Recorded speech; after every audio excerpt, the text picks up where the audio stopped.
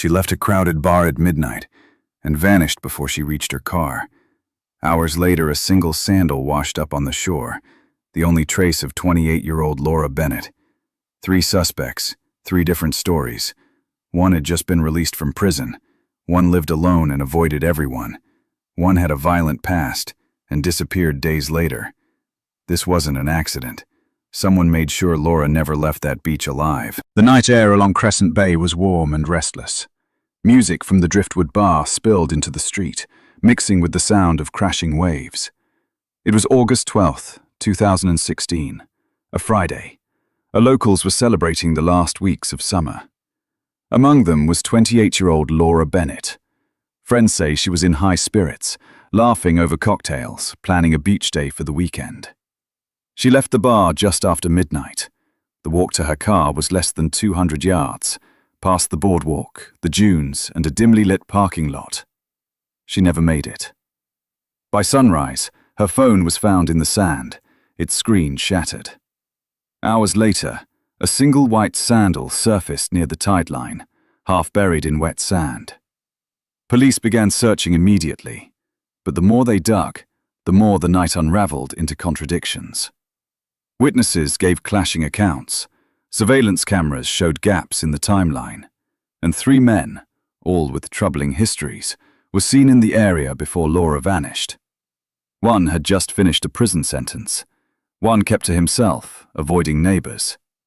One was known for violent outbursts and would be in handcuffs himself within months. This wasn't a random disappearance. It was a calculated act, carried out in plain sight. And for years, Crescent Bay whispered about what really happened on that shoreline, until the truth clawed its way to the surface. You're watching Vanished Crime Cases, where we bring you real cases, real investigations, and the relentless search for justice. Subscribe now so you never miss a story that deserves to be told. Laura Bennett, 27, was the kind of person whose plans held shape. Mid-level marketing at a small outdoor gear company, a sister to 1 younger brother, a friend to a core circle who trusted her to be the designated steady one when nights ran long. She ran at dawn, answered texts, returned favors. Her apartment held a fern that refused to die, a corkboard of beach photos and concert stubs, and a canvas tote half-packed with sunscreen, a paperback, and a chunky sweater for foggy nights. She liked a crowd from the edge of the room, not the center, and kept a quiet rule for herself: 1 cocktail, then water. August 18, 2017, was a Friday.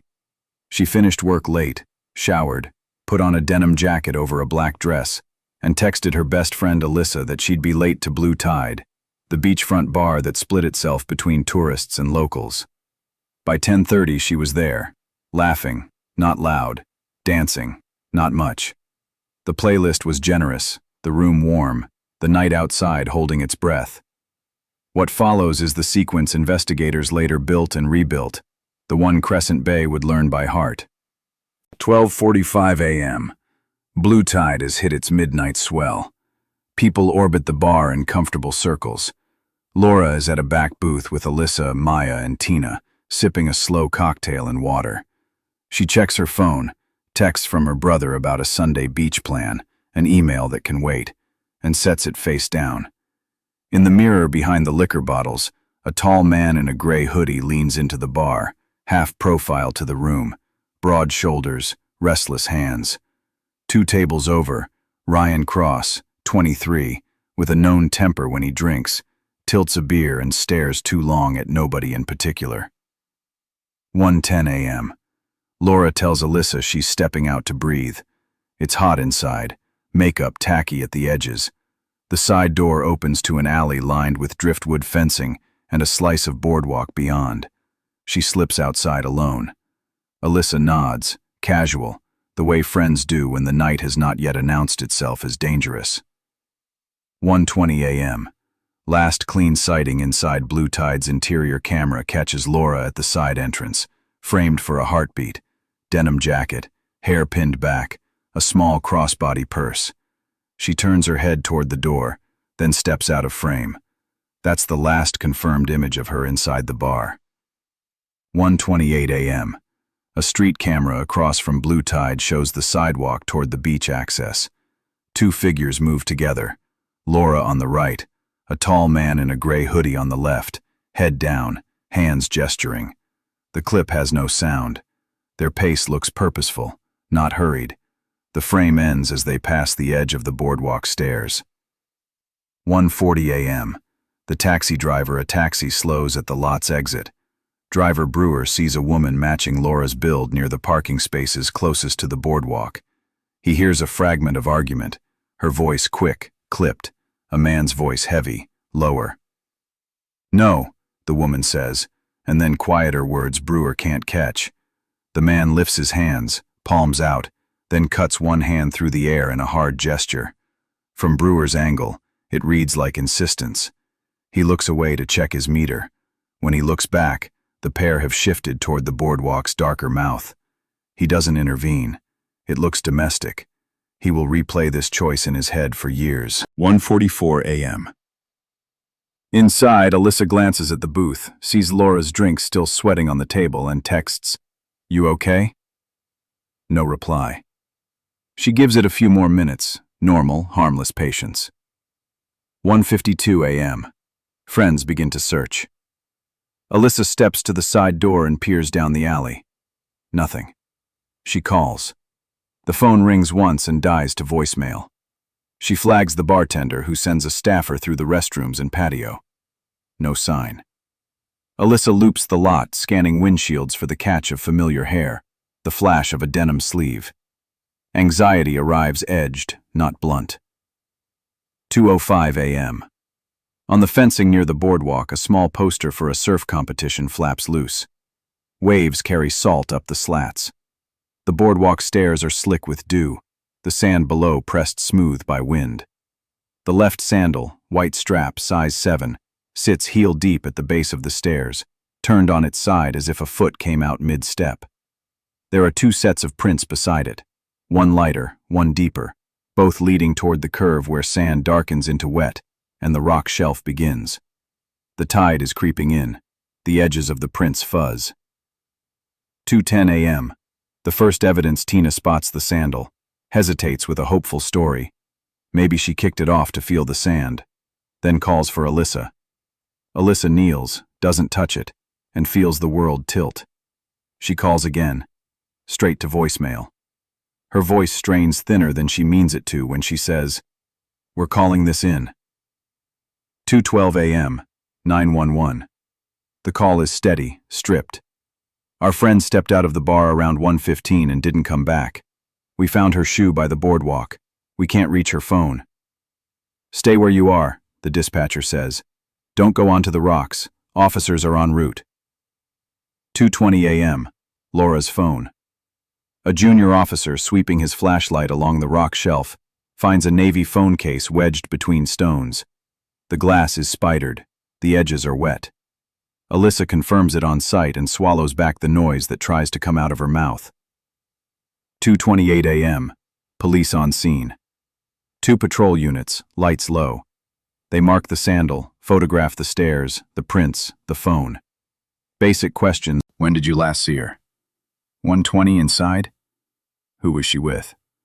Friends? Then she stepped out alone. Anyone follow her? I don't know.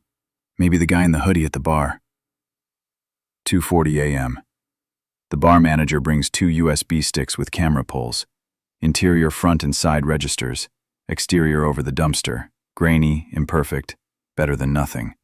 The officers bag the sandal, collect the phone, and stretch a small perimeter of tape to keep the curious at a distance.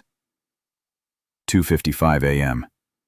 Brewer, the taxi driver, circles back on instinct and identifies what he saw. The argument, the gray hoodie, hands moving, the pair turning toward the boardwalk. He isn't sure about faces or voices, only posture and proximity. It's enough to draw a line from the bar to the beach. 3:10 a.m. Boardwalk to waterline. Flashlights rake the sand. The two sets of prints, one lighter tread, one deeper, larger, are visible a few yards beyond the stairs, then drift where the beach curves. At the lip of wet sand, they smear into the reflected glow. The water has opinions about evidence. 3:25 a.m. Ryan Cross leaves a shadow. Bar staff confirm Ryan Cross was near Laura's booth earlier. He closed a tab and stumbled out without tipping. A camera at a hardware shop 2 blocks away will later catch him heading inland at 1:50. His shoes, seized days later in a related assault case out of state, will match the size of one set of prints, not the tread. It proves nothing. It agitates everything.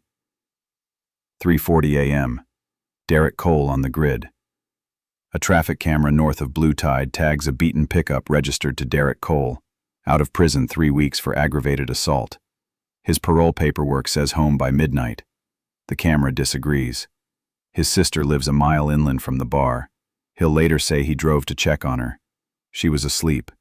He will change that detail twice. 4:05 a.m.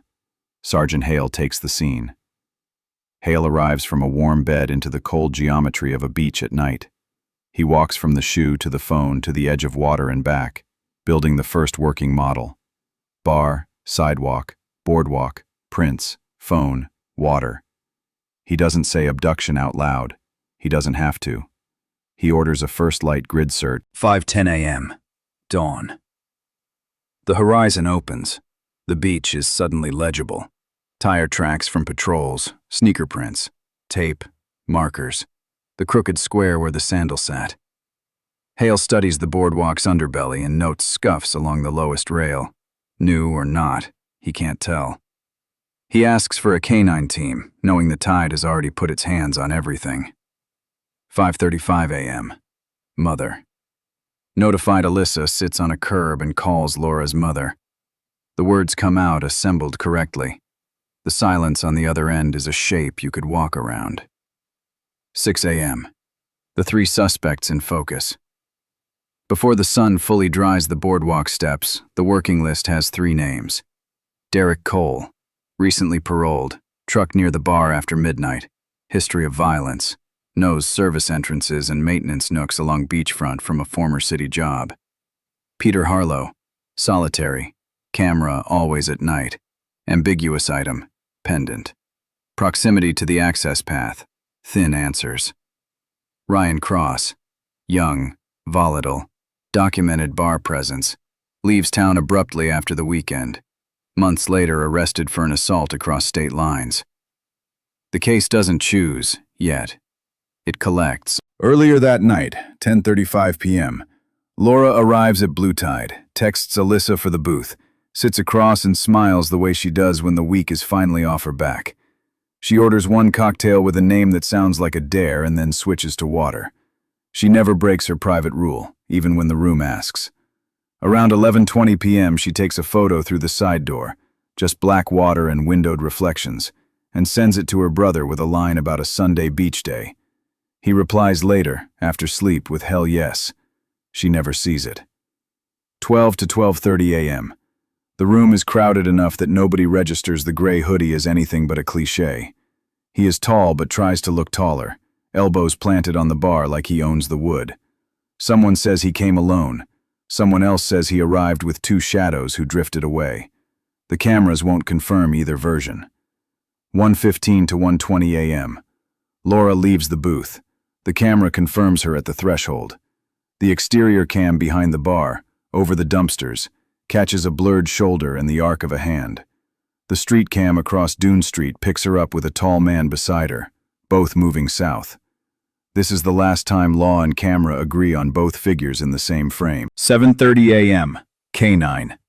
A search dog works the perimeter. The dog alerts faintly at the base of the stairs, then loses the thread toward the wet line. Hale isn't surprised. He logs the alert and redirects toward the rock shelf, where the dog noses the crevices and whines at a pocket of trapped water. Nothing usable is recovered. 8:10 a.m. Canvas yields a gap. A motel facing the beach has 2 exterior cameras. One gives a warped view of the access path's mouth. At 1:33 a.m., the lens catches motion, 2 figures, side-by-side shapes. Quality is poor. Hale freezes the frame, studies the relative heights, and notes that the taller one's shoulders are square in a way that reads male. The shorter carries a small purse cross-body. It is not proof. It is direction. 8:45 a.m. Inside Blue Tide. Hale interviews the bartender and bouncer. The staff described the gray hoodie as built, early 30s, kept moving, and Ryan Cross as boisterous, leaning on strangers for attention, left around 1:30. The bouncer remembers Derek Cole by reputation, just out, been around, but can't place him inside that night. Hale asks for receipts and tabs. He will learn later that Cole bought gas 2 hours before midnight within walking distance of the bar. 9:20 a.m., the friends' timeline fixed. Alyssa and Maya give clean, matching statements. 1:20 last sight inside. 1:44 first text. 1:52 first sweep. 2:10 sandal discovered. 2:12 911. Hale underlines the consistency. The timeline is no longer a rumor. It has anchors.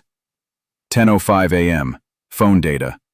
The phone, bagged and handled for moisture damage, yields a last handshake with a cell tower at 1:47 a.m. near Blue Tide. No outgoing calls or texts after 1:20. An incoming call from Alyssa at 1:44 rings once and drops. The accelerometer suggests an abrupt fall around 2 o'clock, consistent with striking stone. The lock screen never reopens after that. 11:30 a.m. Derek Cole interview. Cole arrives wearing a sun-faded tee and a look that mixes offense and fatigue. He says he was home by midnight. Hale shows him the traffic cam still of his truck at 12:02 a.m. north of the bar. Cole pivots, says he took a longer route, says the timestamp must be wrong, says he was thinking about the ocean because freedom felt new. He denies being at Blue Tide, denies the gray hoodie, I don't wear sweatshirts in August, and denies knowing Laura. Hale notes the calluses on his hands, the fresh scrape on a knuckle, the smell of his truck, salt, oil, and something he can't name yet. 12:15 p.m. Harlow's house. Peter Harlow opens the door late. The camera hangs from his neck out of reflex, as if removing it would erase him. He is polite, jittery, eager to block the doorway with talk. He volunteers that he walks the boardwalk at exactly 1 each night to photograph emptiness. Hale asks to see the images. Water, long exposure streaks, a lamplit railing, a smear that could be fog or fabric or a trick of ISO. Hale notices a silver pendant in a parts tray in the garage, similar to one Laura wore in older photos, and asks. Harlow says he found it months ago, meant to bring it to Lost and Found, forgot. It goes into a bag. 1:40 p.m. Ryan Cross. Cross answers the door with hangover eyes and a bruise he calls basketball, and his neighbor calls a fight. He admits being at Blue Tide, admits seeing Laura, everyone saw her, claims he left around 1:30, walked inland, crashed on a friend's couch. The friend confirms loosely, then backtracks, then says he isn't sure of the time. Hale clocks the discrepancy and the scuffed tread on Cross's sneakers. They're size 11. The beach print could have been. The pattern, however, is wrong. 2:30 p.m. The last reconstructed exchange. Hale sits with Alyssa in a quiet room and asks the question he hates asking friends. If you could put words in the last thing she said to you, what were they? Alyssa takes her time, then, I'll be right back. She closes her eyes. She had believed her friend. Why wouldn't she? 3:05 p.m. Blue Tide exterior cam, second pull. Technicians recover more fully from the 6:15 p.m. press brief. Hale faces cameras he doesn't want and gives the only responsible sentence available. We are investigating the suspicious disappearance of Laura Bennett. If you were in or near Blue Tide between 1 and 2 a.m., or on the boardwalk or beach access, please contact us. He doesn't say abduction, he doesn't say homicide. He says suspicious and lets the word do the dark work it was made for. By nightfall on the 18th, Crescent Bay has 3 names it chews like gristle. Derek Cole, the recent parolee, a pickup on camera after midnight, a story that shifts, and a past that makes him an easy public villain. He has knowledge of maintenance routes, dark corners, and the confidence of someone who has already survived a system once. Peter Harlow, the solitary neighbor, whose camera sees everything except the thing, who collects lost objects and plausible realization, whose proximity to the access path makes him useful to anyone looking for a narrative.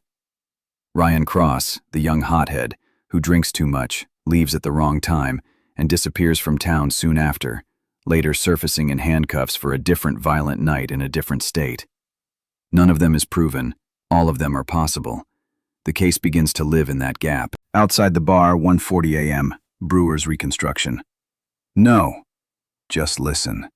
I said no. Then stop. Stop walking. A pause, the sound of feet scuffing, then the tide's loud shush over everything else. Inside the booth, 1:10 a.m., the last thing Alyssa remembers clearly. Laura. 2 minutes, I need air. Alyssa, smiling, distracted. Don't ditch me. Laura, smiling back. I wouldn't. They both believed it. Of course they did. By the time the sun drops on August 18th, the case has shape without conclusion. A woman who followed her own rules and still vanished. A shoe that sat in the sand like punctuation. A phone that broke where rock meets water. A night that held 3 likely men and none that fit cleanly enough to lock. The friends return home and do not sleep. Alyssa places Laura's sandal on her kitchen table and stares at it as if it could testify. Laura's mother sits on a couch 2 hours inland and keeps her phone in her hand, the way you do when you refuse to accept that a familiar ringtone might never arise from a new call again. Sergeant Hale closes the first day with a sentence that will bother him for months. The last 4 hours held the answer. We just have to read them correctly. He pins the bar's camera stills on a board, anchors the 120, 140, 152, 210, and 212 marks, and draws lines that connect what can be said from what must be inferred. They make a shape. It looks like a net. It looks like the coastline. It looks like truth almost. Laura Bennett is missing. The ocean keeps its counsel. The town starts to change in the quiet way towns do. Conversations shorter, glances longer. The walk from the bar to the car now done in pairs. Before Laura Bennett vanished, Redwood Cove was the kind of place where people left their doors unlocked and didn't think twice about jogging at night along the boardwalk. But after August 18th, that sense of safety cracked like thin ice. The morning after she was reported missing, police cruisers lined the main road, officers combed the sand dunes, and locals clustered in small groups, whispering in urgent tones. Everyone had a theory, but one name began to surface more than any other: Derek Cole. The man had been out of prison for just 21 days. People remembered why he'd been sent there, the fight in 2012 that nearly killed a man. They remembered the mugshot that ran in the local paper, the shaved head, the dead stare, the cut on his cheek.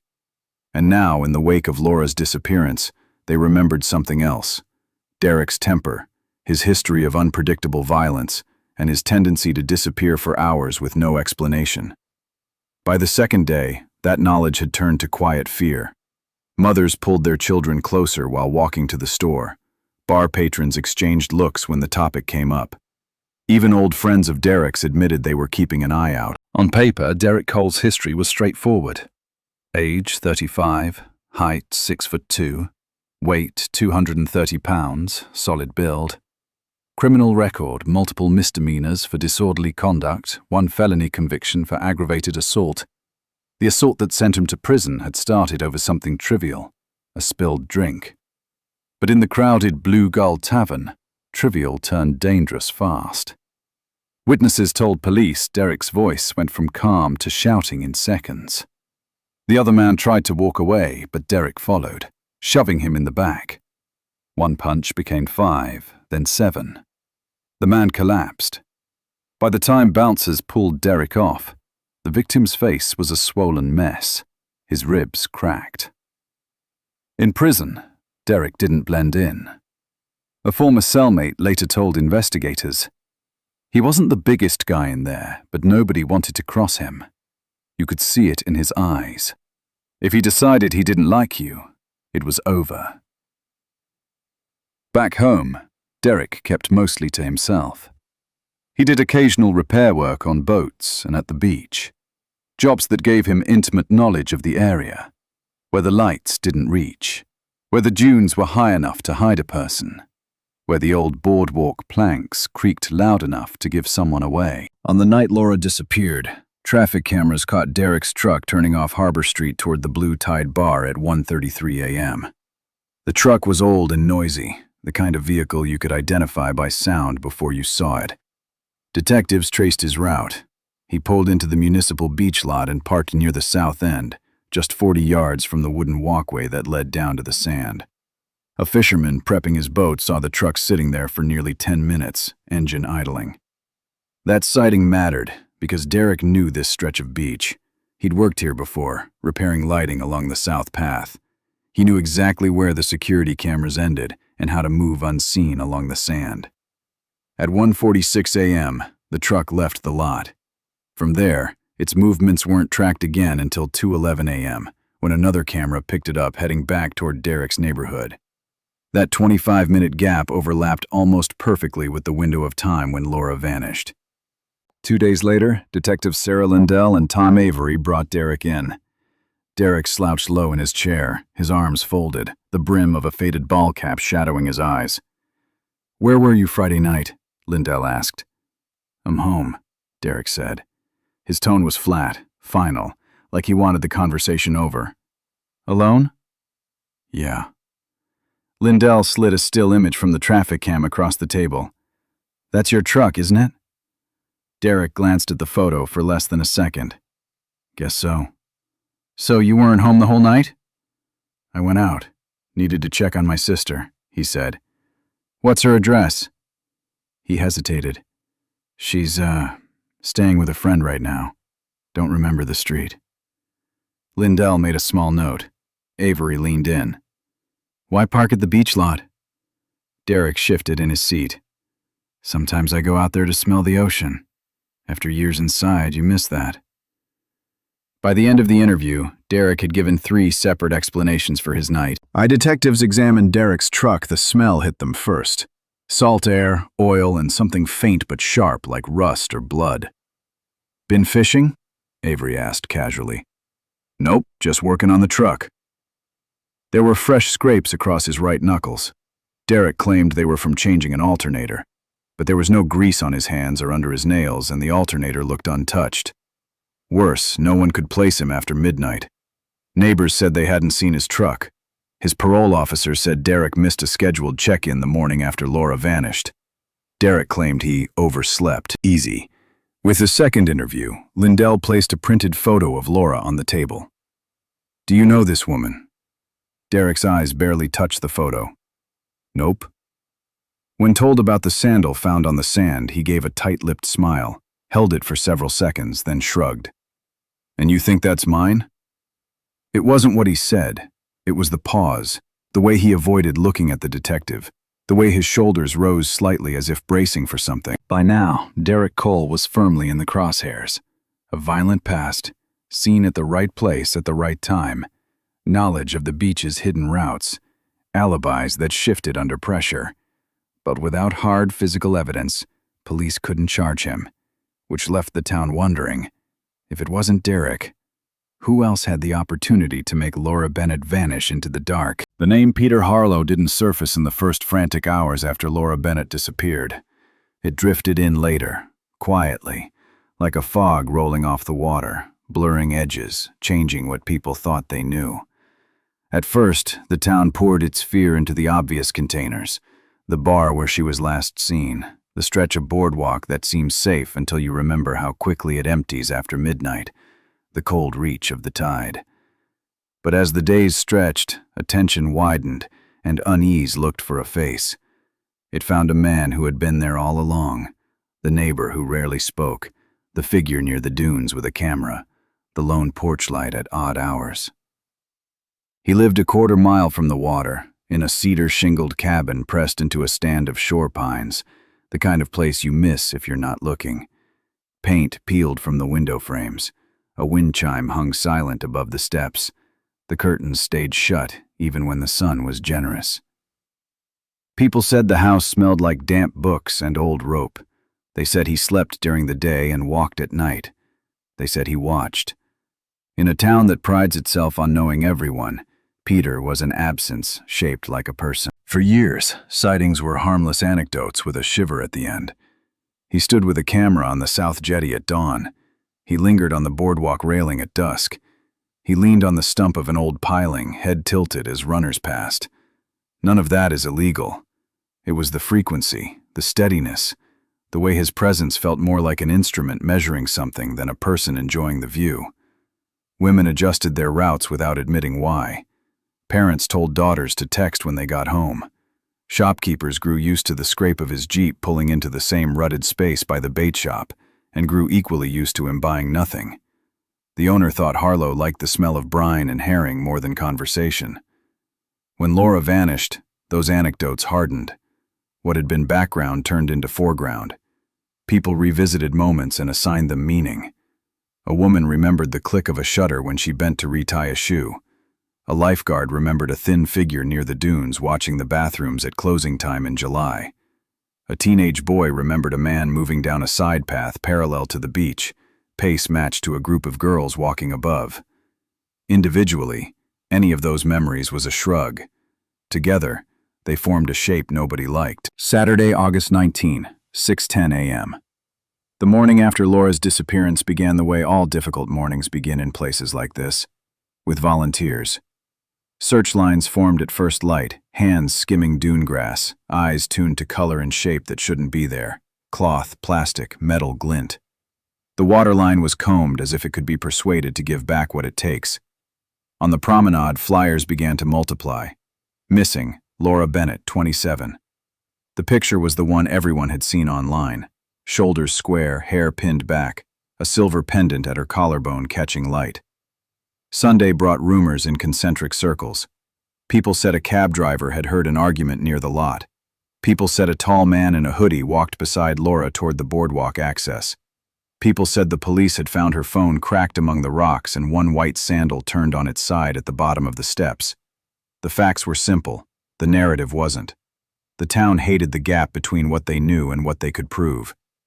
Monday put the case on the evening news. Footage of patrols tracing the tide line ran over a serious anchor's voice. The camera cut from uniformed officers to a close-up of the missing flyer, to a pan of the bar's neon sign going dark after closing. In the quiet afterward, neighbors recalibrated their evenings. Earlier dinners, shorter walks, blinds closed. Tuesday was the first day Peter's name entered the file. Detective Sam Ortega, who had spent all morning canvassing businesses along Dune Street, ducked into the bait shop more out of habit than hope. He asked the owner about the early hours, who was around, who wasn't. The owner hesitated, then said a man had been out on the sand before sunrise, crouching at the waterline as if looking for something he'd dropped. Green jacket, always has a camera, the one who keeps to himself. Ortega's pen stopped. He recognized the description. Not because Harlow had a record, he didn't, but because his name had crossed a desk before with small complaints that never built to charges. Wednesday turned information into direction. A patrol car drove past Peter's cabin and logged his Jeep in the drive. Another unit circled the south lot and noted a small path from the last row of spaces into scrub that led toward his street, narrow enough to escape attention, worn enough to be practiced. Officers followed it one evening and came out near Harlow's mailbox. There were 2 cigarette ends in the dirt that they started with the garage. The air inside was heavier than the day. Oil, damp wood, a sour thread like wet cloth held too long in a closed space. Tools hung in neat lines. Spanners, a coil of extension cord, a hacksaw that looked older than the cabin. In the corner, plastic totes labeled with masking tape in small even letters. Cookware, winter, prints. A coffee tin sat on a shelf above a vise, lid dulled by fingerprints, next to a rag speckled with rust or something that looked like it. Ortega lifted the lid. Inside, wrapped in a square of that rag, lay a silver necklace with a small, scuffed heart pendant. He didn't need to compare it to the flyer to know what he was looking at. He compared it anyway. The shape was identical. The pendant's scrape aligned with a faint mark visible in the zoomed photo from the night Laura was at the bar. The rag smelled faintly of salt and metal. He logged the find calmly. Evidence has to be treated as if it might be meaningless even when you know it isn't. He photographed the tin where it sat, photographed the wrap, photographed the pendant in sequence as it was revealed. He bagged it with gloved hands. He felt the moment the way good detectives do, not as triumph, not even as relief, but as a tightening thread pulling the case forward. Inside the cabin, the team moved slowly. The front room was crowded with things that felt both chosen and random. Stacks of Shoreline Monthly, a faded chart of tides pinned to the wall, a tripod, 3 cameras on a shelf, 2 digital bodies, 1 old film SLR. Curtains were closed. Light slipped in through the edges like secrets. The kitchen was tidy in a functional way. The sink held a single mug. 2 ashtrays were full. The refrigerator contained eggs, beer, mustard, and leftover chowder. On a small table near the back window sat a shoebox of prints. Ortega flipped through. Boats, mostly. Long exposures of surf that turned the sea to glass. Then faces, the uninvited kind of portrait. Women on the sand, women adjusting towels, women jogging past the South Lifeguard stand, all taken from a little distance. None labeled, none overtly obscene, just unsanctioned. A few men were included too, but the ratio was wrong for comfort. They found 2 memory cards in a ceramic bowl, a detail that stuck because the bowl was otherwise empty. Harlow was not present for the search. He returned while they were still processing the garage, his Jeep idling too long in the drive before he killed it. He stood in the doorframe, shoulders tight, and watched Ortega bag the coffee tin's contents. His mouth opened and closed once like a man taking a wave unexpectedly. He didn't speak. He didn't have to. Chronology for detectives is a scaffold. It holds. Ortega and his partner tightened the hours around Peter. Friday, 11:57 p.m. A home camera down the street caught the Jeep pulling away from Harlow's cabin, its taillights bouncing over the pothole near the corner. 12:21 a.m. The Jeep drove past a motel's exterior camera at a crawl, pausing just long enough for its driver to look right, toward the ocean access path. 12:54 a.m. A municipal traffic camera tagged the plate turning east toward the bar. There was no footage placing the Jeep in the lot, but a motion-activated camera on a residence 2 blocks south hissed awake at 1:48 a.m., recording a thin figure in a green jacket walking toward the beach path with something over his shoulder, a strap, likely a camera bag. 2:06 a.m. The same residential camera picked the figure up again, moving back inland at a slow pace, head down. Just beyond the camera's reach, by minutes, not yards, Laura's friends were discovering the left sandal at the base of the stairs and making the 911 call. 5:03 a.m. The bait shop owner's CCTV, rarely functional but cooperative that morning, caught Harlow on the beach at first light, squatting near the tide line, hands working in the sand as if coaxing something small and stubborn free. The footage was grainy and silhouetted, but the hunch and the jacket read the same as the earlier night clips.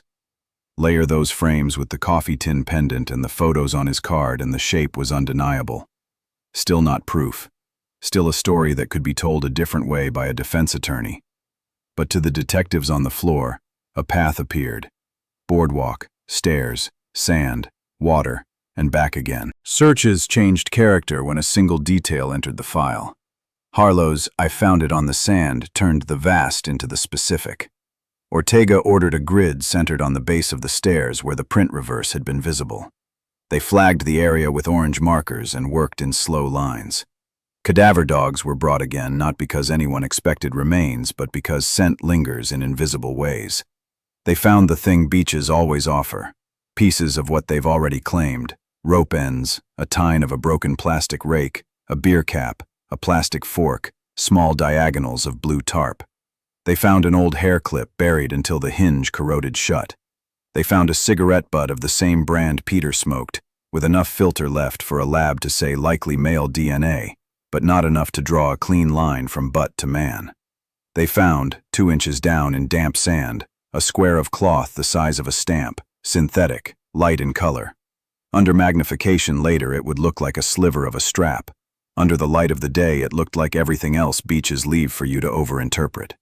The rock shelf where Laura's phone had shattered was re-examined with a diver's light for the crevices at the base.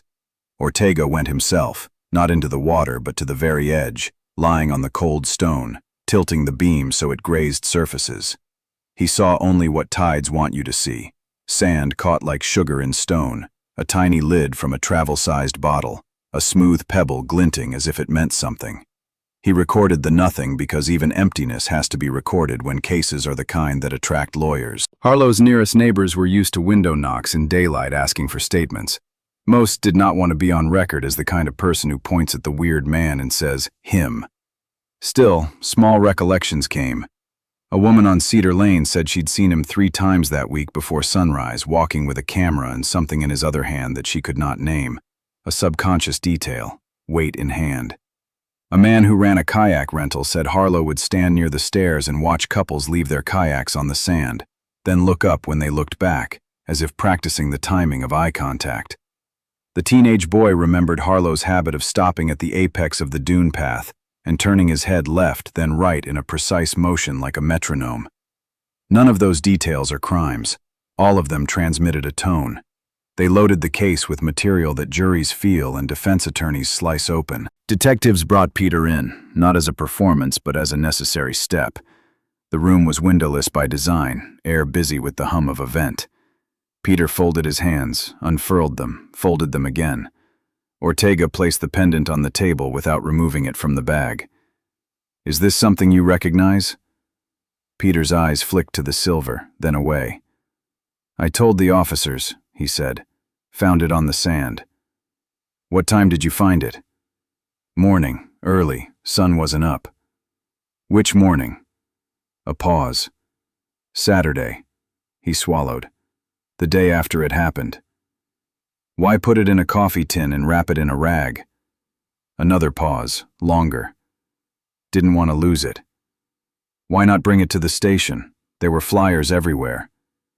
He held Ortega's gaze for the first time. "I didn't want to get involved." Ortega did not look at the camera in the corner. He didn't need to. He made a neat note on his legal pad. Avoidance, not ignorance. That was the end of it for that session. Detectives have to ration the moment when you press. You only get one clean press before a lawyer appears, and the temperature of a room changes. Vehicle consent was not offered. The warrant covered it. The Jeep had a patched seat and a cracked dash, a religious medallion on the mirror that did not fit the man's otherwise secular space. The back held a folded tarp that was old enough to be unremarkable, a coil of nylon rope that was better to have than to explain. They photographed the cargo area before touching anything. The tarp was creased into a tidy rectangle, edges frayed by salt and use. It looked old enough to be invisible in a fisherman's town. It looked new enough to be worth asking about. When Ortega lifted it, a fine drift of sand slid off the fold like powder. He tapped a corner into a paper evidence tray. Sand is everywhere in a coastal case. The point is not that it exists, but which sand and how it got there. Beside the tarp, the nylon rope lay looped and tied with a quick half-hitch, the kind of knot you make without thinking. Ortega pinched a thread off an end and saw 2 broken fibers sprouting like whiskers, recent wear. Nothing illegal about rope in a Jeep. Nothing suspicious about a tarp in a town that expects rain. It's the combination that alarms you after midnight when you're drawing lines between a boardwalk and a body of water. They bagged both. On the rear mat they found the faint rectangle of something that had been there and wasn't anymore. A cooler, a crate, a toolbox. It could mean many innocent things. It meant absence, and absence has to be recorded. The odor inside was layered: oil, brine, and a thin metallic thread that wasn't gasoline. Ortega swabbed a speckled stain on the rear quarter panel fabric. The Castle-Meyer test went negative for blood. The stain turned out to be rust lifted from a corroded jack. A second swab near the latch carried the sour bite of a household cleaner. Not household bleach, no telltale burn in the nose, but something ammonia-based, wiped in a lazy oval, like a hand had circled there with a damp rag and stopped when the shine looked convincing. He logged that too. In the footwell, tucked under the passenger seat, he found a 52mm lens cap with a hairline crack. The back seat held a reusable grocery bag with 2 empty water bottles and a bald paper towel that smelled faintly of the same cleaner. Under the front seat, a gas receipt time-stamped 1:12 a.m., 4 mile. He checked the medallion swinging from the mirror because you check everything, even talismans. It was strung on twine. No prints on the twine beyond a partial smear that could have belonged to anyone. The glove compartment held registration, old maps, a pen that bled on the first click. In the side door pocket, 2 cigarette butts with lipstick smears that looked coral in the cabin's gray light and turned out, back at the lab, to be weathered filter dye. No lipstick, no second smoker. Ortega took a last breath in the Jeep's open door. In cases like this, you get used to the smell of the day. What a vehicle, a room, a hallway tells you when it's been recently scrubbed and recently used. This one told him someone had tried to make normal out of not normal. He stepped back and let the evidence technician finish. Back at the lab, the rope fiber under a scope was unsurprising. Polypropylene, common marine grade, sold at the hardware store 2 blocks from Harlow's cabin. The store kept no useful record of cash sales. The sand from the tarp and cargo mat had the town's signature grit, rounded quartz and dark basalt flecks from the South Cove. Not unique enough to point a finger, specific enough to point a direction. If this had happened inland, that mix might have been rare. Here it simply said you were near the water, which they already knew. Microvac from the rear mat yielded coarse blonde and brown pet hairs. Harlow didn't own a dog, but half his neighbors did. Trace also picked up microfibers consistent with synthetic outerwear. Again, not a bullet, just more weather around the shell of the case. The gas receipt and the traffic camera timestamps synchronized cleanly. 1:12 a.m. at the pump, 12:54 a.m. creeping past the motel camera earlier. 1:48 a.m. the slim figure in a green jacket on a residential camera moving toward the beach path. 2:06 a.m. the same figure returning inland. Lay that over Laura's last known moments. 1:20 a.m. leaving the bar. 1:40 a.m. seen arguing near the lot by a taxi driver. 2:12 a.m. the 911 call, and the overlap was a tight snarl. Timeline is a kind of music in cases like this. You don't need lyrics to hear the implication. They brought Peter back in not to fish but to fix inconsistencies while the rope, sand, and wipes sat drying in evidence bags. Ortega kept the dialogue lean. Too many questions give room to invent. He slid the gas receipt across the table. You were out at 1:12. That's not home. That's not asleep. Peter's mouth made a small defensive line. I drove. Where? Around. This camera, Ortega tapped a still of the Jeep creeping by the motel, is you near the boardwalk at 12:54. This one, the residential cam still, is a man your height, your jacket, walking toward the beach at 1:48. This is 2:06, same jacket, coming back inland. Then you're on the sand at dawn. How many morning walks did you take before this week, Peter? Silence.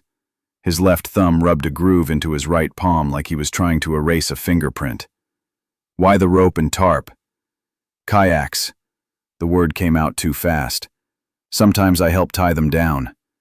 You don't rent kayaks. People ask. Who asked Friday night? A longer silence. Ortega didn't fill it. He let the room do its work. The room always works. Peter's eyes flicked to the pendant bag perched on the corner of the table like a small, bright witness. Ortega didn't mention it. He waited. Did you see Laura? He asked finally. Peter swallowed. No. Did you speak to her? No. Did you watch her? A flinch, the smallest. I didn't hurt anyone. That was all he would give. It's not nothing, but it's not what you can charge on. An attorney arrived 5 minutes later and the air changed temperature. The interview ended. On the new memory card tucked between 2 dawn seascapes, a third image kept calling detectives back. It wasn't a face, wasn't a body, wasn't even a figure. It was a close, deliberate photograph of the base of the boardwalk stairs, where the left sandal had sat before officers bagged it. In the image, the negative imprint of the sandal's strap cut a brighter line in the damp sand, a ghost of what had been there. The focus was sharp. The composition was careful. Why photograph that? To remember? To revisit? To own? Ortega stared at the pixels until they felt like noise. He knew this much. If a jury saw that photo after hearing about the coffee tin, the rope, the 1:48 walk, and the dawn crouch, they'd feel what he felt. But feeling isn't proof, and the case, as of that hour, still lived in that crevasse between the two. On Cedar Lane, a woman in her 50s opened the door just wide enough for her voice. She didn't want her name on anything. She didn't want trouble with a man who lived 5 minutes and one side path away, but she couldn't unsee what she'd seen. Thursday and Friday, she said, eyes on the floor. He walked the ridge above the boardwalk at midnight, not strolling, counting, left, right, stop, like he was learning something that wasn't his yet. Did he carry anything? Ortega asked. A bag. Which shoulder? She thought. Right. Not many people notice shoulder. People who are afraid notice everything. Did you ever see him talk to Laura?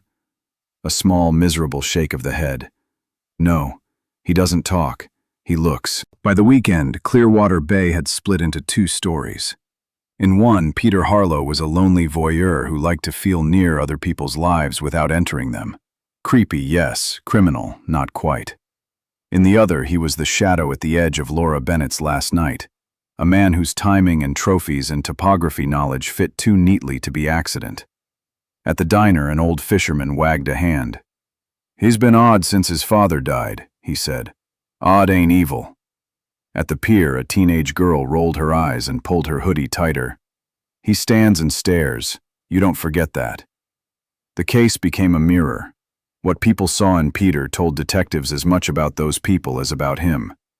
That's the problem with using a town as a jury before you have a trial. You end up trying your own fears. Ortega went back to the rock shelf alone, late enough in the afternoon that the water lit sideways under the sky. He crouched where the phone had been found.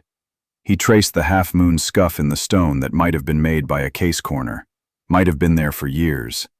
He followed the invisible line between the stair base and the first dark lip of water and measured it in his head. Seconds if you know where your feet go, longer if you don't. He turned, stood where a second person might have stood, and looked back up at the stairs. From there, the parking lot was a rectangle between railings and dune grass and the occasional set of headlights. Easy to time, easy to avoid. He listened to the water tell him it swallowed sound. He listened to the wind tell him it carried the rest away. He listened because sometimes the only way to honor a gap is to stand in it and refuse to fill it with comfort. Back in the evidence locker, the silver heart waited like a thesis statement the case couldn't quite defend. Laura's friends swore it was hers. An older selfie, zoomed in, put a crescent scratch on the lower right lobe that matched the pendant on the table. Not an identical match, phones lie about angles, but close enough to pull belief into the room like a tide. Harlow's story, I found it on the sand, lived miserably beside the coffee tin and the rag. If you find a thing, you pocket it, you place it on a counter, you forget it in a drawer. You do not wrap it and hide it in metal, unless you think someone might look, unless you think someone might ask. Ortega wrote it out in his report with no color, no speculation, just nouns and verbs. Pendant recovered from coffee tin on shelf in garage. Tin covered by stained rag.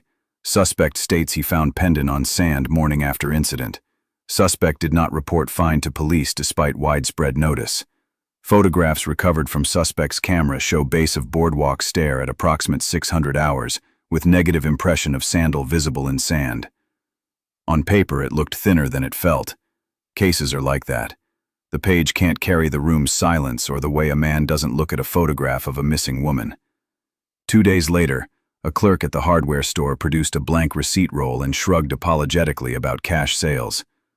We don't log those, he said, but he buys rope here. Everyone does. He remembered Harlow asking once about knots that hold in wind. He remembered because Harlow didn't buy the guidebook. He photographed the page. It proved nothing. It added to the feeling that nothing in Peter's world stayed only practical. Even knots were observed, captured, kept. They never found a single fingerprint from Laura in Harlow's cabin or Jeep. That was either exculpatory or obvious depending on what you believed happened on that sand. The contaminated tidal nature of the scene, the phone washed, the sandal damp, didn't yield fingerprints either. There was no hair in the Jeep that matched hers, no fiber from her jacket on the rope. The case sat with its most damning item, a pendant a man said he found, photographed near an absence he didn't explain, with a timeline that pinched uncomfortably around the minutes between 1:48 and 2:06. Ortega stood in front of the caseboard that night, Laura at the center, strings to each of the 3 men, and felt the familiar frustration of almost. He could hear a prosecutor asking a jury to take the elegant step from circumstance to conviction, and could hear a defense attorney tearing that step to shreds with the words coincidence, hobbyist, loner, harmless.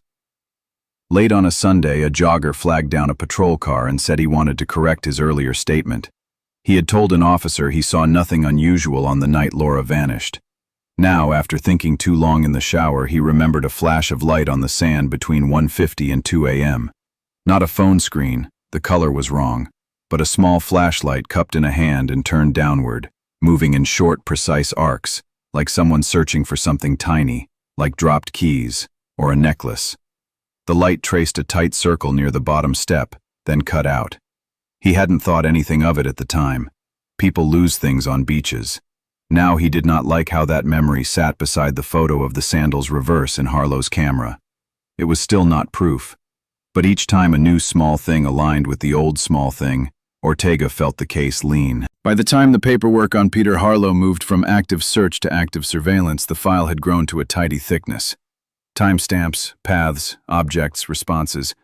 Detectives could say where he had been before the Blue Tide's music faded. They could say where he walked while Laura's friends were calling her phone. They could say what he did at daybreak. They could say what lived in his coffee tin and what lived in his camera. What they could not say was what happened in the missing minutes, or who touched whom, or why a woman who always came back to the table did not come back this time. In the end, the town settled into its daily choreography around him. Some crossed the street, some waved stiffly and kept moving, some stared openly, willing him to crack under curiosity. Harlow, for his part, adjusted nothing. He stood on the dune path at dusk with his camera. He bought eggs and mustard and nothing else. He left his Jeep in the same rutted groove by the road and went inside when the light changed. Clearwater Bay had learned one of the bad lessons of true crime. You can know a lot and prove very little, and knowing without proving is a special kind of torment. Ortega wrote his summary with the restraint the job requires. Proximity, within yards of the boardwalk access around the time of disappearance. Knowledge, intimate familiarity with beach paths and camera blind spots. Objects, rope and tarp in Jeep, pendant concealed and wrapped in garage, image of stairbase with sandal impression on camera card. Conduct, avoided direct answers, changed explanations, present at dawn finding an item later tied to victim. Evidence gaps, no direct transfer, DNA fingerprint, linking suspect to victim. All items individually explainable. Cumulative weight substantial but short of prosecutorial threshold. He ended with a note that wasn't for the file so much as for himself. If not him, then the hours themselves are guilty. He closed the folder and slid it to the left of the board, not into the forgotten pile but into the watched pile. Because while Peter Harlow held the town's attention with his quiet and his camera and his coffee tin, another name in red pen had begun to brighten on the far side of the caseboard, a name younger, louder, and already in cuffs for a different night's harm. If Peter wasn't the last person to see Laura alive, who was the man arguing with her in the lot?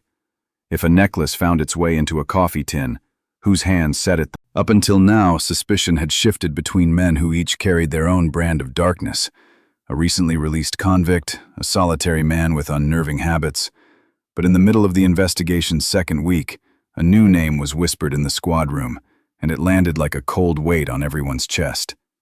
Ryan Cross, 23 years old, lean build, sun-bleached hair grown out just enough to seem careless. His smile was thin, but his eyes, narrow, pale, and quick to narrow further, didn't match it. This wasn't someone new to trouble. In fact, trouble seemed to trail him like a shadow that never let go. Court records showed a history that read more like an escalation chart than a resume.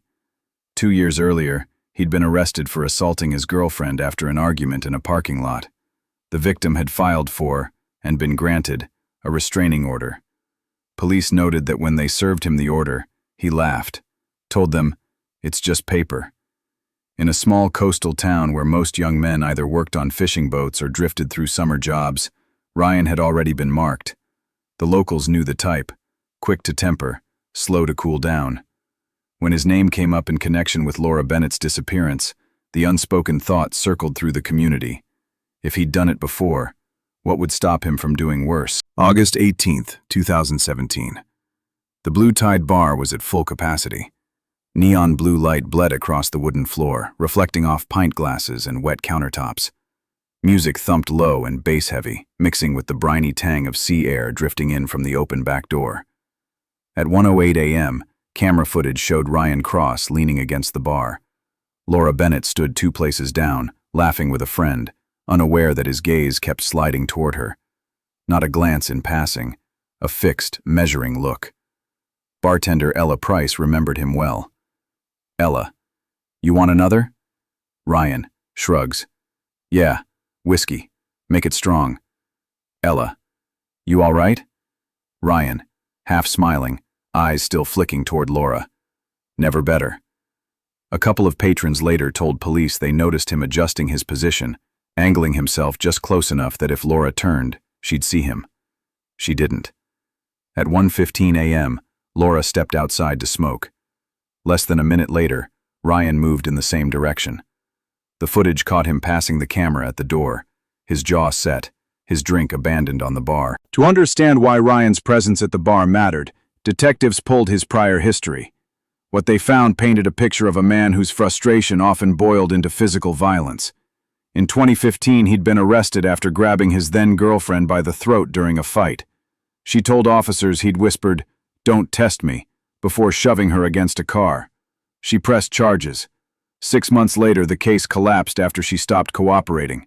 Something common in domestic violence cases, but it left a mark in police files. A former friend, Dylan Moore, told investigators, "Ryan, if he wanted something, he didn't take no well. I saw him throw a beer bottle once because a girl wouldn't dance with him. Didn't even know her." It wasn't one incident or even two. It was a pattern. Arguments that escalated, threats that weren't idle, bruises explained away as accidents, but the people close to him knew better. Police reconstructed Laura's last known movements with precision. 1:15 a.m., Laura leaves the bar to smoke outside. Ryan follows a minute later. 1:21 a.m., a street camera captures Ryan walking past a row of parked cars toward the south end of the lot, in the general direction of the beach access path. 1:24 a.m., Laura's friend texts her, "Where are you?" No reply.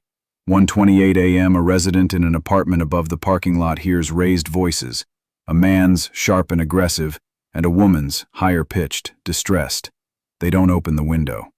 1:30 a.m., the same street camera that caught Ryan earlier never records him returning.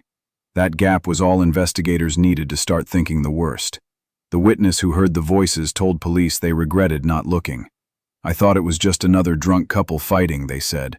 "Didn't think it was life or death." 3 days after Laura vanished, Ryan was gone. Neighbors in his apartment building said they saw him loading a duffel bag into an old silver sedan late at night. By morning, his door was locked, blinds drawn, and mail began to pile up. No one knew where he'd gone. He didn't quit his job. He simply stopped showing up. His phone went to voicemail. Social media accounts were deleted.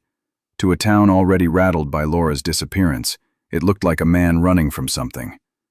"If you've got nothing to hide," one neighbor told reporters, "you don't pack up and leave in the middle of the night." For 2 years, Ryan Cross was a ghost. Then, in October 2019, police in Clearwater, Florida responded to a call from a supermarket parking lot. A woman had been attacked after refusing a man's offer to help carry her bags. Witnesses said the man grabbed her wrist, yanked her toward his car, and shouted something they couldn't make out before she broke free. That man was Ryan Cross. When Clearwater PD ran his name, the old restraining order and assault charge popped up. So did a person of interest tag from the Laura Bennett case. Detectives in Oregon got the call. The similarities were impossible to ignore. Late at night, an isolated area, unwanted approach, escalation to violence when challenged. The Florida case gave Oregon detectives something they hadn't had before, a confirmed location for Ryan. They requested extradition on unrelated charges to bring him back for questioning. The interrogation room was small, neutral gray. Ryan sat back in the chair, arms crossed, wearing a county-issue jumpsuit. His hair was shorter now, but the eyes were the same. Detective Harper started simple. "Harper, tell me about the night of August 18th, 2017. Ryan, "I don't remember. That was years ago." Harper, "You were at the Blue Tide." Ryan shrugs. "So, half the town was."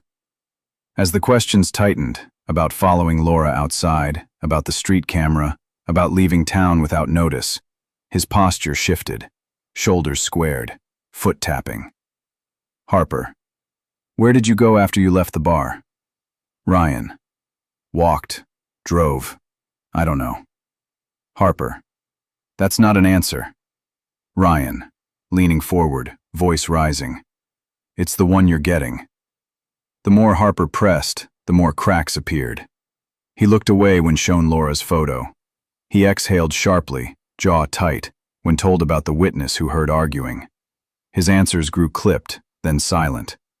The interview ended not because Harper was out of questions, but because Ryan was one word away from shouting. When the team reviewed everything, the overlap was hard to ignore. Ryan was in the same bar as Laura, within arm's reach. He followed her outside within a minute. A witness heard an argument between a man and woman at the same time and place they were last seen.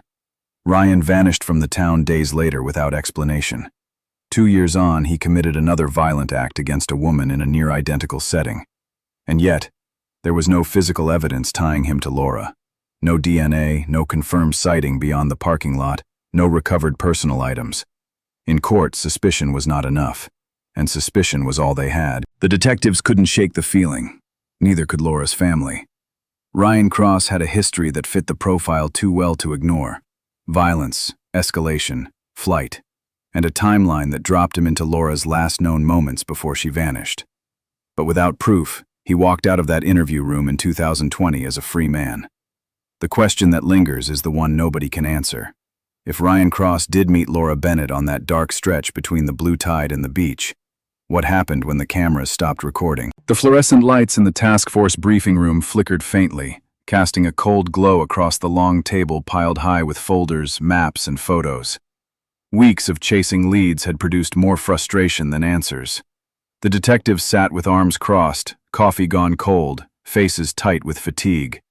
In the corner, a corkboard stood crowded with pinned photographs, grainy stills from security cameras, maps with red string connecting points, mugshots of 3 very different men, Derek Cole, Ryan Cross, and Peter Harlow, each with a set of bullet point notes beneath them. The room smelled faintly of paper, dust, and stale coffee. It was the smell of exhaustion. Detective Alvarez leaned forward, both hands pressed to the table. "We're going in circles," he said flatly. "We've got motive potential, opportunity potential, but nothing that sticks. We need something new, something that cuts through the noise." Then, as if on cue, the door opened. Officer Lane stepped in carrying a slim black USB drive between 2 fingers. "We just got a call from the owner of Seaview Mart," she said. "Security system's been glitchy for weeks, but their tech just recovered footage from the night Laura disappeared." The room stilled. Everyone knew Seaview Mart sat just 2 blocks from the beach access point, the same stretch of sand where Laura was last believed to have been. If the footage was real, it could be the missing thread. No one spoke as Lane slotted the USB into the laptop connected to the wall-mounted screen. The image flickered, then came into focus. Grainy, washed in that strange blue tint all night vision footage seems to have. The timestamp in the corner read 2:07 a.m. Laura appeared first, recognizable even in bad lighting. She was wearing the same dark jacket from the Blue Tide security video, her hair slightly windblown, her hands tucked into her pockets against the coastal chill. And then, just to her right, another figure. A man, taller, broader in the shoulders. His head was tipped slightly down, the brim of a dark baseball cap shadowing his face. The camera angle offered no clear shot, but the build, the posture, the way his right arm swung a little wider than the left. Detective Alvarez's eyes narrowed. "Freeze that," he said. Officer Lane tapped the spacebar. The image held. Alvarez stepped closer, pointing at the man's jawline. "That's Derek Cole's walk," he murmured. "He drags that right foot just a touch, old injury." They rewound, played it again, slow motion. Same build, same gait. The man leaned toward Laura at one point, speaking just close enough for the brim of his cap to hide his mouth. It wasn't enough for an ID, but it was enough to ignite the room. The store clerk's statement scrolled on screen. They came in, looked around, didn't buy anything, talked near the door for a few minutes, then walked out toward the beach. That was 20 minutes before Laura vanished from all known cameras. The next breakthrough came not from a computer, but from the wind-scoured shoreline. 2 days after the Seaview Mart video surfaced, a forensic team was dispatched to re-examine the beach access area, despite the weeks that had passed. The weather had shifted since Laura disappeared. Storms had churned the sand, but in one stretch shielded by a dune, the investigators found something. A set of faint impressions, staggered in pairs, leading away from the wooden walkway that connected the parking lot to the sand. The prints headed straight toward the waterline. The tech knelt, measuring. "Men's size 11, she confirmed. Detective Harper didn't need to check the file. Ryan Cross wore a size 11. The stride length told another story. Whoever made them had been moving quickly, not quite running, but in a determined, purposeful gait. The right print dug deeper at the toe, indicating a forward lean, a push. The prints ended in a churned patch near the damp, darker sand where the tide reached at high water. Beyond that, nothing. Either the person stepped into the water or the incoming tide erased their trail. A local fisherman, packing up gear nearby, had a vague memory from that night. He hadn't seen faces, but he'd heard raised voices, male and female, cut off suddenly by the crash of waves. Now, with size, direction, and proximity lining up, Ryan Cross was back in the center of the board. Peter Harlow's house sat on the edge of the dunes, a squat wooden structure weathered gray by years of salt air. The search warrant came down at 8:15 a.m., and by 8:20 the sound of boots on wood echoed through the narrow hallways. The house smelled faintly of fish and engine oil. A thin layer of dust coated every surface except for the camera equipment stacked neatly on a side table by the window. In the garage, the air was colder, the floor concrete and slick. Officer Daniels crouched to peer under a workbench. Something caught his eye, a scuffed metal toolbox shoved far back, half hidden behind a coil of extension cord. He dragged it out, popped the latches, and flipped the lid. Inside, among rusted pliers and a cracked tape measure, lay a smartphone. The screen was shattered, the casing dented as if it had been dropped or kicked. Around it was a teal-blue silicone case, worn at the edges but still distinct. Detective Alvarez held up a photo from Laura's social media, same brand, same color. Peter stood in the doorway, his expression flat. "I found that on the sand," he said after a beat. "Figured it was trash, tossed it in there with the rest of the junk." The pause between his sentences was just a fraction too long. Detective Harper asked, "Why not turn it in?" Peter shrugged. "Didn't think it mattered." But the room felt smaller then, the silence thicker. By late afternoon, the board in the task force room looked like something out of a conspiracy drama. 3 faces, 3 fresh pieces of evidence. Derek Cole, now on video with Laura minutes before she vanished. Ryan Cross, footprints of his shoe size leading straight to the water. Peter Harlow, in possession of what could be Laura's phone hidden in a garage toolbox. Detectives split into factions, those convinced Derek's history and proximity made him the prime target, those swayed by Ryan's volatile history and the beach prints, and those who saw Peter's eerie behavior as the clearest red flag. The arguments were sharp, voices raised. "You're chasing circumstantial ghosts," one investigator snapped. "No, you're ignoring the only physical object we've got," another shot back. Every lead seemed to point in a different direction, yet each thread brushed against the others, as if the truth sat tangled at the center, just out of reach. Night fell outside the station, the street lamps casting long yellow bars of light across the parking lot. Inside, the detectives sat in the hum of computer fans and the faint scratch of pens.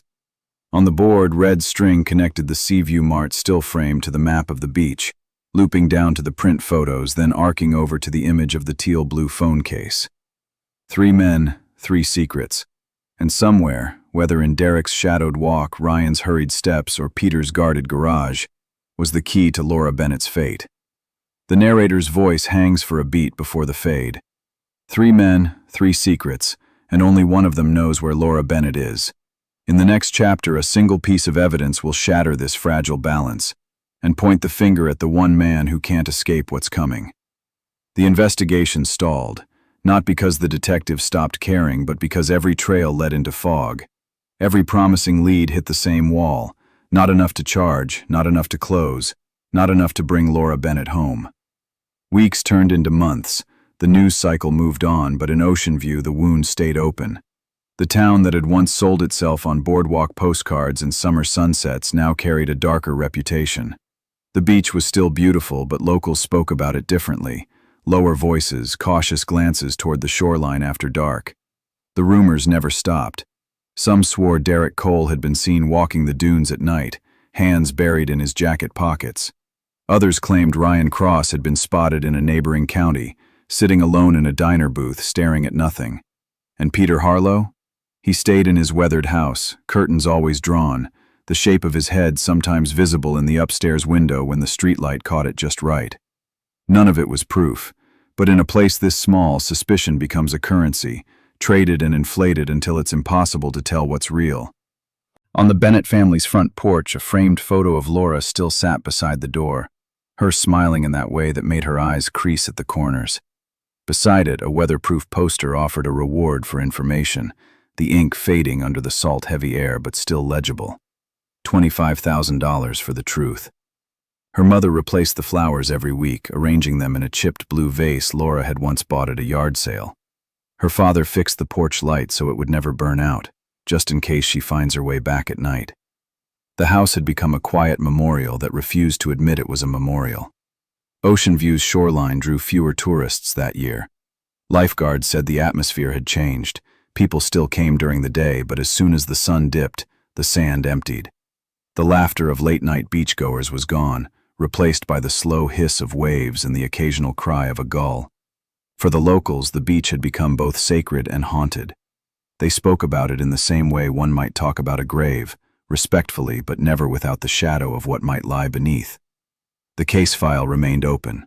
The evidence board stayed on the wall, even as dust began to gather on the pushpins. The detectives knew the odds. Missing persons cases get colder with each passing day. But in Ocean View, there's one truth no one can ignore. The sea keeps its secrets well. And so the final question lingers, carried on the wind that sweeps across the dunes and disappears into the endless tide. When night falls and the waves erase every trace, does anyone truly know what happened to Laura Bennett? If you've made it this far, you know this case still has no ending. But maybe you saw something in the details. Drop your thoughts in the comments below. Every theory matters. Don't forget to like this video, subscribe to Vanished Crime Cases, and turn on the notification bell so you never miss our next deep dive into the world's most unsettling mysteries. Your support helps us keep telling the stories that should never be forgotten.